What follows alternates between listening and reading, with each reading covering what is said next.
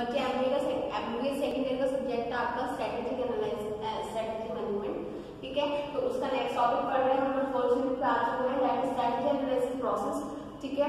तो strategy analyse करना आपका वो स्ट्रेटेजिक एनालिसिस प्रोसेस पढ़ रहे हैं हम लोग, ठीक है। किस तरह से आप स्ट्रेटेजी को एनालाइज करेंगे, स्ट्रेटेजी आप बना चुके हैं, अप्लाई कर चुके हैं, ठीक है। अब उसके किसका टाइम आ रहा है बेटा, उसके रिजल्ट का टाइम आ रहा है, रिजल्ट का टाइम आ रहा है तो आपको एनालाइज करना पड़ेगा, ठीक है, कि आपको स्ट्रेटेजी में क्या क्या रिजल्ट दिए। तो आप ये दो तरीके से एनालाइज करेंगे, एक तो इंटरनली करेंगे और एक एक्सटर्नली करेंगे। इसी तरह से हम स्ट्रेटेजी एनालाइज करेंगे कि इंटरनली क्या इफेक्ट्स पड़े आपकी स्ट्रेटेजी के और एक्सटर्नली क्या इफेक्ट पड़े, ठीक है। तो आइए देखते हैं क्या आप टॉपिक लेंगे। Strategy analysis refers to the process conducting research on company and its operating environment to formulate a strategy, ठीक है। आपको रिसर्च करनी है, ठीक है। The definition of strategy analysis may differ from an academic and business perspective, but the process involves several common factors, ठीक है। Different हो सकती है अलग अलग जगह, लेकिन बहुत सारी जगह इसके कॉमन फैक्टर्स भी हैं। देखिए जरा कैसे। Identifying and evaluating data relevant to the company strategy, जो भी डेटा रेलेवेंट है आपका उसको आइडेंटिफाई करना और इवैल्यूएट करना है आप लोगों को, ठीक है। Defining the internal and external environment to analyse, आप लोगों को पता होना चाहिए, डिफाइंड होना चाहिए, एनालाइज्ड होना चाहिए आपका क्या इंटरनल फैक्टर्स भी और एनवायरनमेंट भी और एक्सटर्नल एनवायरनमेंट भी, ठीक है। नेक्स्ट है आपको using several analytic methods such as force, 5 forces analysis, SWOT analysis and value chain analysis. पढ़ाया मैंने आप लोगों को सारे चेन एनालिसिस पढ़ाए थे, 5 क्वार्टर मॉडल्स पढ़ाया था हम लोगों ने, क्वार्टर का 5% मॉडल पढ़ा था कि 5 जगह से आपकी स्ट्रेटेजी पॉसिबल होती है। नेक्स्ट आपका SWOT एनालिसिस, SWOT एनालिसिस में बेटा आपका क्या होता है, S stand for strength, W stand for weakness and O stand for opportunities and T stand for threats, ठीक है। तो ये सारी चारों चीजें भी आपको एनालाइज करनी है कोई भी स्ट्रेटेजी फॉर्मुलेशन के लिए या फिर एनालाइजेशन के लिए, ठीक है। नेक्स्ट आपका वैल्यू चेन एनालिसिस, ये भी मैंने आपको अलग से टॉपिक पढ़ाया है वैल्यू चेन एनालिसिस का भी, ठीक है स्टूडेंट्स। सो देखिए strategy analysis process, analyse strategy को एनालाइज करने के लिए आपको हमने एक क्या बनाया बच्चे, एक ग्राफ बनाया है, देखिए जरा। तो इन्होंने देखिए ये क्या है, एक्सटर्नल एनवायरनमेंट है और इंटरनल एनवायरनमेंट है, दोनों को आपको एनालाइज करना है, किससे, आपकी करंट स्ट्रेटेजी से, ठीक है। नेक्स्ट उसके बाद आपका एक्सेस आएगा, करंट स्ट्रेटेजी और एनवायरनमेंट पे आपका क्या एक्सेस है, वो एक्सेस में आप लोग क्या देखते हैं बेटा, अपने गोल्स एंड फ्यूचर परफॉर्मेंसेस की ओर ध्यान देते हैं, ठीक है। नेक्स्ट इसके बाद स्ट्रेटेजी का जो भी ऑल्टरनेटिव आपके पास है उसके बारे में आप लोग स्टडी करेंगे। नेक्स्ट आपको फिर किस पे आ जाएगा, टॉपिक रिकमेंडेशन पे आ जाएगा, ये ऑल ओवर मिलकर के आपका क्या बनेगा, स्ट्रेटेजी एनालिसिस, ठीक है। नेक्स्ट फर्स्ट है आपके पास perform an environmental analysis of current strategy. Current strategy का आपको एनवायरमेंटल एनालाइज करना है, दैट मींस आपको कौन से दो एनवायरमेंट लेके चलने हैं, आपका एक्सटर्नल एनवायरमेंट और इंटरनल एनवायरमेंट।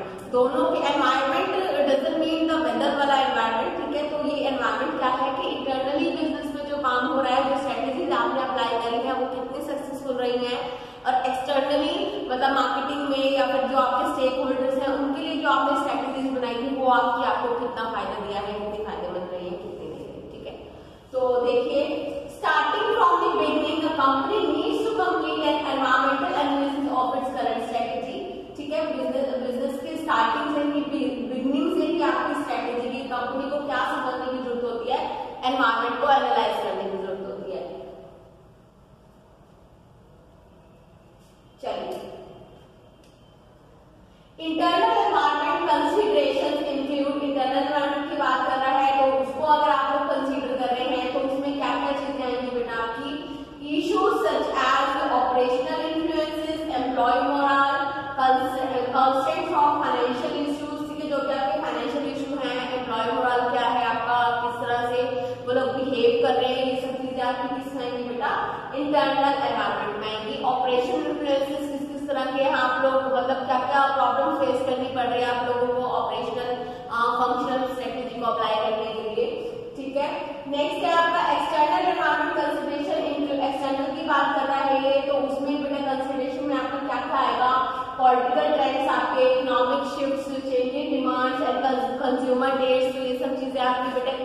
करती है एक्सटर्नल एनवायरनमेंट पे, स्टेक होल्डर आपके किस पे डिपेंड करते हैं, इंटरनल एनवायरनमेंट पे। ठीक है, पता है ना स्टेक होल्डर्स क्या होते हैं आप लोगों को। चलिए नेक्स्ट है number 2, determine the effectiveness of existing strategies. ठीक है, तो determine the effectiveness of existing strategies, uh की purpose of a strategy analysis is to determine the effectiveness of current strategy. तो जो भी आपकी करंट स्ट्रेटजी है उसको डिटरमाइन करना, उसकी सक्सेस को डिटरमाइन करना या एनालाइज करना आपके लिए सबसे ज्यादा जरूरी है। अगर आप लोगों को पता चलेगा कि करंट स्ट्रेटजी आपकी कितनी सक्सेसफुल है, ठीक है, उसके बाद ही आप दूसरे के बारे में सोच पाएंगे। क्योंकि आपको नहीं पता कि आपकी करंट स्ट्रेटजी किस हिसाब से काम कर रही है, तो आपको पता ही नहीं चलेगा कि हमें न्यू स्ट्रेटजी में चेंजेस क्या क्या करने हैं। ठीक है, किस तरह की स्ट्रेटजी बनानी है। ओके, तो सबसे ज्यादा जरूरी है आपकी करंट स्ट्रेटजी को एनालाइज करना। तो देखिए, अ की purpose of a strategy analysis is to determine the effectiveness of current strategy. Current strategy की इफेक्टिवनेस का आपको पता होना चाहिए, एनालाइज होनी चाहिए आपके पास। Amid the prevailing business environment, the strategist must ask themselves questions such as strategy अपने strategies जो प्लानर है, स्ट्रेटेजिस्ट है, उन लोगों को क्या करना है बेटा, अपने आप से क्वेश्चन करना है कि क्या हमारी स्ट्रेटेजी सक्सेसफुल थी है करंट वाली या फिर किसी फेलियर की तरफ है। अगर किसी फेलियर की तरफ है तो आपको पता चलेगा आपको क्या क्या चेंजेस करने हैं। अगर वो सक्सेसफुल है तो आपको चेंजेस की जरूरत ही नहीं है। ठीक है, तो will we meet the our stated goals कि हमें हमारे गोल्स हम लोग गोल्स तक पहुंच पा रहे हैं या नहीं पहुंच पा रहे हैं।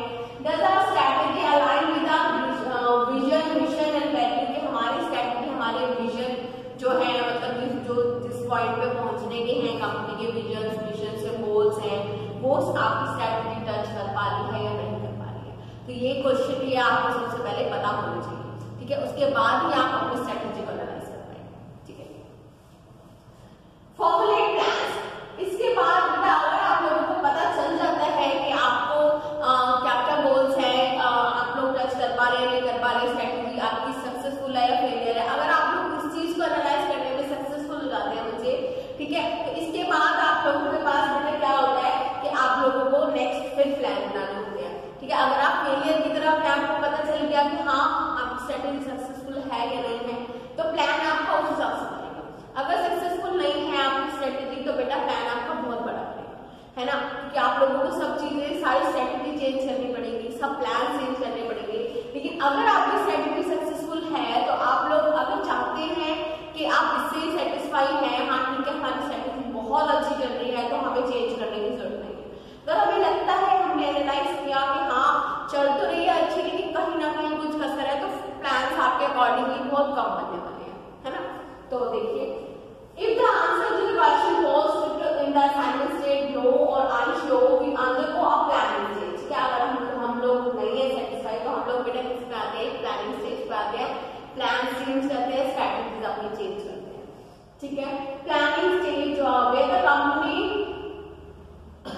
proposes strategic alternative, strategists may propose ways to keep costs low, ठीक है, operational cleaner and potential strategy alternative include changes in capital structure। तो देखिए आपकी दो तरह की स्ट्रेटजी ये लोग बना रहे हैं। एक तो पर्पस स्ट्रेटजी, पर्पस स्ट्रेटजी में आपका क्या क्या आएगा, तो किस तरह से लो कॉस्ट की जाए, ऑपरेशन किस तरह से लर्न कराई जाए, मतलब जो भी आपके फंक्शन है किस तरह से ऑपरेट किए जाए, तो ये सब चीजें किसमें आती है, आपकी पर्पस स्ट्रेटजी।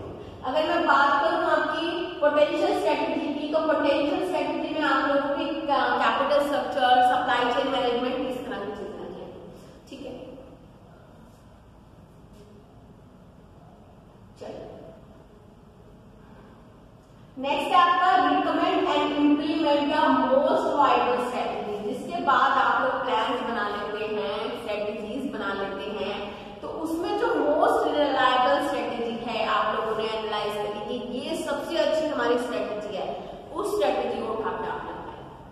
ठीक है, we can recommend the and implement the most viable strategy, जिसकी वैल्यू जो भी वैल्यूएबल ज्यादा है, स्ट्रेटजी आपको लग रहा है मोर वैल्यूएबल है, तो आपको वही रिकमेंड करनी है और वही इम्प्लीमेंट भी करनी है। ठीक है, आपके बिजनेस में। Lastly after assessing the strategies and purpose alternatives, we reach the recommendation after the assessing all possible strategic alternatives. We choose to implement the most viable and quantitatively profitable strategy. जो भी आपकी most viable है और profitable आपको लग रही है वही strategy आपने implement करनी है, ठीक है। After producing our recommendation, we iteratively repeat the entire process. The strategy must be implemented, ठीक है। तो आपकी strategy implemented होनी चाहिए, assessed होनी चाहिए और इस तरह की होनी चाहिए कि आप उसको easily reassess भी कर पाए। Okay, they must change because business environment are not static, ठीक है। टाइम टू टाइम चेंज होनी चाहिए क्योंकि आपका बिजनेस का जो एनवायरमेंट है वो भी क्या होता है बेटा, आपका स्टेटिक नहीं रहता है, सेम नहीं रहता है, स्टेटिक होता है, सेम नहीं रहता है। Static means time to time जो आपकी चीजें चेंज होती रहती है, डायनेमिक नेचर का होता है, ठीक है। तो आपकी स्ट्रेटेजी भी बेटा किसकी, डायनेमिक नेचर की होनी चाहिए।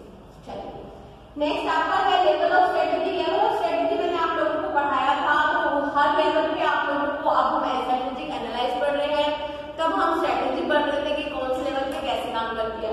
तो बेटा जिस टाइम आप स्ट्रेटेजी एनालाइज कर रहे हैं तो आप लेवल्स के अकॉर्डिंग करेंगे। कॉर्पोरेट लेवल पे आपके अलग है, मिडिल लेवल पे अलग है, लोअर लेवल पे अलग स्ट्रेटेजी अप्लाई करिए।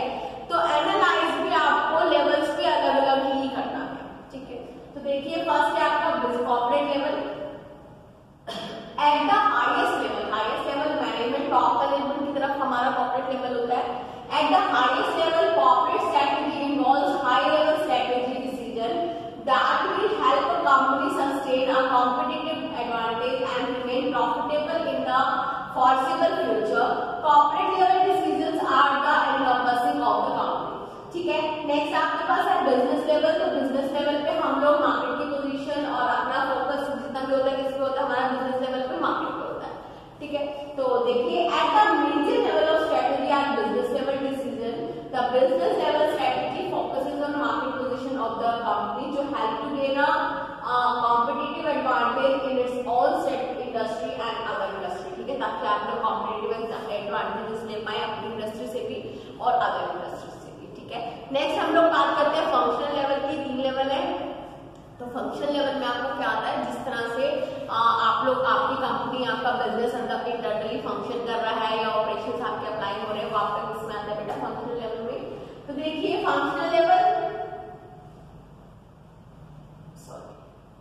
Eight the lowest level are functional level decision. Lowest जो लेवल होता है वो आपका क्या होता है बेटा, फंक्शनल लेवल डिसीजन है। They focus on activities within and between the different functions aimed at improving the efficiency of overall business. तो आपके जितने भी फंक्शनल लेवल डिसीजन है वो आपको लोअर लेवल पे लाते हैं, आप कहते हैं, ठीक है।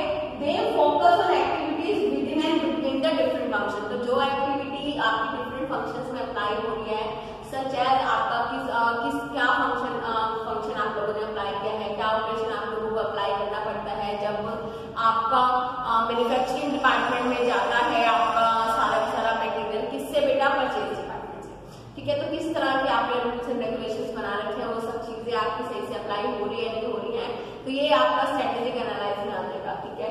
तो next the strategy are focus on a particular function and group. तो जो भी आपने पर्टिकुलर फंक्शन और ग्रुप्स के लिए स्ट्रेटेजी लगा रखी है बेटा, वो सब चीजें आप क्या करेंगे, एनालाइज करेंगे, ठीक है। Students that's not too tough, पढ़ लीजिएगा। बच्चे किसी को कोई भी प्रॉब्लम हो आप लोग पूछ सकते हैं, क्लासेस आपकी हो ही रही है ना, तो आप लोग आ सकते हैं, पूछ सकते हैं। Thank you students, that's all for today.